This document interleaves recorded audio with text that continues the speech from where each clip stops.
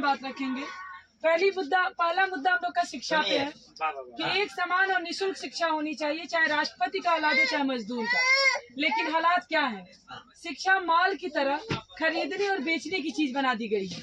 अगर आपकी जेब में मोटी रकम ना हो तो आज अच्छी शिक्षा और बेहतर ख्वाब दिखाना बहुत मुश्किल है। डॉक्टर इंजीनियर बनाना तो आज middle class lower middle class भी छोड़ चुका है। लेकिन जिस तरह से विश्वविद्यालयों में फीस बढ़ रही है, आने वाले वक्त में MA BA करना भी बड़ा कठिन हो जाएगा। आप देखिए, चाहे इलाहाबाद विश्वविद्यालय हो, गोरखपुर विश्वविद्यालय या फिर BHU हो या पटना हो, हर जगह फीस बढ़ रही है। और जितने भी नए कोर्स स्टार्ट हो रहे हैं वो सेल्फ फाइनेंस कोर्सेज स्टार्ट हो रहे हैं, जिसमें बहुत ज्यादा फीस है। जैसे हम लोग गोरखपुर विश्वविद्यालय के हम छात्र हैं, BJMC की डिग्री जो 8,000 रुपए की होती थी, अभी वो 3 साल का कोर्स करके 90,000 उसके लिए वसूला जा रहा है। अगर आप इंट्रेंस निकाल भी ले तो पैसा नहीं होगा तो आप एडमिशन नहीं ले सकते हैं। और ऐसा 1-2 लोगों के साथ नहीं हो रहा है, हर साल हजारों छात्रों के साथ ऐसा होता है कि इंट्रेंस निकाल लें लेकिन इतनी ज्यादा फीस है कि वो एडमिशन नहीं ले पाते। आप सोचिए, हम एक लोकतांत्रिक देश में जी रहे हैं जहां संविधान में शिक्षा को मौलिक अधिकार में शामिल किया गया है। और मौलिक अधिकार का मतलब यही होता है कि देश में पैदा होने वाले हर बच्चे के लिए वो शिक्षा और वो अधिकार मिले। ये सरकार की जिम्मेदारी है कि जब हर चीज पे सरकार हमसे टैक्स ले रही है तो ये उनकी जिम्मेदारी है कि कम से कम देश में पैदा होने वाले हर बच्चे के लिए एक समान और निःशुल्क शिक्षा मुहैया कराएं। दूसरी बात रोजगार को लेकर के है कि पढ़ने लिखने के बाद भी बहुत बड़ी आबादी नौजवानों की है जो आज बेरोजगारी का दर्द झेल रही है। 30 से 32 करोड़ फौज आज बेरोजगार नौजवानों का है। और रोजगार का सृजन ना ही सरकारी सेक्टर में हो रहा है ना ही प्राइवेट सेक्टर में। सरकारी सेक्टर की हालत तो आप देख ही रहे हैं कि कोई भी नई भर्ती अब नहीं हो रही है। जो लोग रिटायर हो रहे हैं या तो उस पद को समाप्त कर दिया जा रहा है या उस पद पे संविदा ठेके आउटसोर्सिंग से लोगों को रखा जा रहा है, जो 8,000 10,000 12,000 जैसे ज्यादा कहीं नहीं पा रहे। और नौजवान है 8 साल 10 साल तैयारी कर रहे हैं, इंतजार कर रहे हैं कि वैकेंसी आएगी। एक तो वैकेंसी आ नहीं रही है, और अगर वैकेंसी आती भी है तो पर्चा लीक होना, परीक्षा में धांधली होना ये आम बात बन चुका है। सोचिए, UPP का पर्चा लीक हुआ, RO का, नीट का, नेट का, CSIR का पर्चा पोस्टपोन कर दिया गया, नीट PG का पर्चा पोस्टपोन कर दिया गया। और शिक्षा मंत्री क्या कह रहे हैं संसद में कि पूरे पिछले 7 साल में एक भी पर्चा लीक नहीं हुआ है। आप रिकॉर्ड उठाकर देखिए, पिछले 7 साल में केंद्र और राज्य स्तर पे 80 से ज्यादा पर्चे लीक हुए हैं।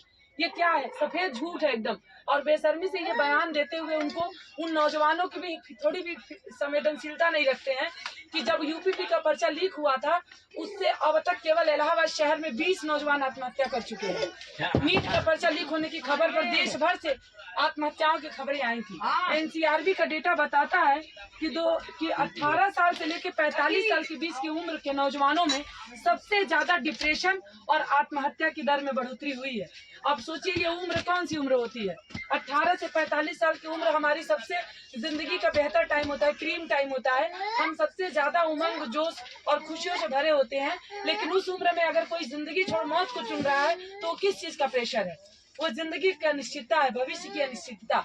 ऐसे में हम लोग कुछ मुद्दे उठा रहे हैं रोजगार से रिलेटेड कि सबसे पहले तो जितने सरकारी विभागों में खाली पड़े पद हैं वो भरे जाएं, और लगभग 60 लाख पद खाली है केंद्र और राज्य के विभागों में। दूसरी बात कि भर्ती की प्रक्रिया तेज रफ्तार से की जाए, नहीं तो 2017 के एग्जाम देने वाले छात्र इंतजार कर रहे हैं उसके परिणाम का, जिसमें रिजल्ट दे दिया गया उसमें नियुक्ति पत्र नहीं दी गई है। तो आखिर इतने बड़े देश में 3 महीने के भीतर आप चुनाव करा लिए और 1 दिन के भीतर रिजल्ट दे दिए, तो क्या एग्जाम करा लेना और एग्जाम का रिजल्ट देना आपके बस की बात नहीं है? किस बात के लिए तब आप देश चला रहे हैं? इसीलिए हम लोगों का मुद्दा ये है कि जितनी परीक्षाएं हो चुकी हैं उसके परिणाम जारी किए जाएं और जल्द से जल्द नौजवानों को नियुक्ति पत्र जारी किया जाए। अंतिम मुद्दा यही है कि अगर जीने का अधिकार मौलिक अधिकार है तो जीने के लिए जरूरी चीज है रोजगार, और रोजगार को भी आप मौलिक अधिकार में शामिल करिए। इसके बगैर जीने के अधिकार का कोई मतलब नहीं है। हम कुत्ता बिल्ली बंदर नहीं है कि किसी तरह पेट भर लेंगे, बस इतना ही हमारी जिंदगी है। एक गरिमापूर्ण सम्मानपूर्ण जिंदगी के लिए लोगों के लिए पास रोजगार जरूर होना चाहिए। तो इसलिए इन्हीं मुद्दों को लेकर हम लोग 9 अगस्त को दिल्ली के जंतर मंतर गए थे, और सरकार हमारी बात सुनने के बजाय पुलिस प्रशासन लगा करके आवाज को दबाने की कोशिश की। फिर से हम लोगों के बीच में जा रहे हैं क्योंकि देश की मीडिया गूंगी हो चुकी है। वो खेसारी लाल हनी सिंह को बताएगी, फुहड़ गाने बताएगी, ताकि हम उसी नशे में डूबे रहें और सवाल ना खड़ा करें। क्योंकि अगर मीडिया हमें जागरूक कर देगी ना तो हम सवाल खड़ा करने लगेंगे, तो मीडिया उनके हाथ में, वो अपने हिसाब से चीजों को परोस रहे हैं। ऐसे में हम लोग जनता का मीडिया का माध्यम खड़ा कर रहे हैं और पर्चे, पत्रिकाएं, अखबार, लाइब्रेरी खोल रहे हैं, स्टडी सर्कल चला रहे हैं, और लोगों के बीच में तर्क और वैज्ञानिक नजरिया दे रहे हैं ताकि लोग चीजों पर सोचें और इसके लिए सवाल खड़ा करना सीखें। जाति और धर्म में बंट करके आप इस आंदोलन को आगे नहीं ले जा सकते हैं। इसलिए दो बात समझिए, एक तो विचारों में भी हमें समृद्ध होना पड़ेगा और दूसरा जाति और धर्म में बंट करके हम इस आंदोलन को आगे नहीं ले जा पाएंगे। इसलिए इकट्ठा होकर के इस मुद्दे को उठाया जाए। तो आप लोग भी पर्चा ले लीजिए, नंबर और फेसबुक पेज का लिंक उसमें दिया हुआ है, संपर्क करिए। आप दो तरह से इसमें मदद कर सकते हैं। पहला तो आप एक्टिवली पार्टिसिपेट करिए, अगर जहां हमारी टीम है टीम के साथ आप भागीदारी करिए। दूसरा, अगर मान लीजिए नहीं कहीं टीम है तो आप अपने इलाके में खुद काम शुरू कर सकते हैं। अपने इलाकों में इसको प्रचारित करने में तरह तरह की योजनाएं ली जा सकती हैं। स्टडी सर्कल चलाना, नौजवानों को इकट्ठा करके आप हमारी टीम को इनवाइट करिए, हम लोग खुद आकर वहाँ प्रचार करेंगे। तो एक तो ये आप मदद करिए। दूसरा, इस पूरे मुहिम में होने वाले खर्च में सहयोग करिए। क्यों? ये एक भी पाई किसी पॉलिटिकल पार्टी, एनजीओ, गुंडे माफिया के मदद से नहीं चल रहा है। उनसे हम लेंगे तो फिर वो भी हमारा इस्तेमाल करना चाहेंगे और उनसे लेकर के आप इस अभियान को आगे नहीं बढ़ा सकते हैं। इसलिए हम लोग 5 जगहों से 1 पाई का मदद नहीं ले रहे हैं। लोगों से, छात्रों से, कर्मचारियों, मजदूरों पाई चंदा जुटाकर फिर पर्चे छप रहे हैं, बुकलेट्स निकल रही हैं, पत्रिकाएं निकल रही हैं। तो आप लोगों से भी अपील है कि सहमत हो तो आर्थिक तौर पे जो आपकी क्षमता में हो सहयोग भी करें और इस पूरे अभियान का हिस्सा बने, अपने इलाकों कस्बों में भी प्रचारित करने में मदद करें। नंबर पर्चे के पीछे नीचे दिया हुआ है।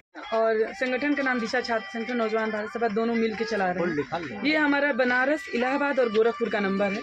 इसके अलावा ये हमारा फेसबुक, इंस्टाग्राम और ट्विटर का भी है। बाकी जो नहीं है सोशल मीडिया का लिंक, वो लोग जुड़ना चाहें तो नंबर पे संपर्क करके जुड़ सकते हैं। व्हाट्सएप ग्रुप में भी आप मैसेज करके ग्रुपों में जुड़ सकते हैं।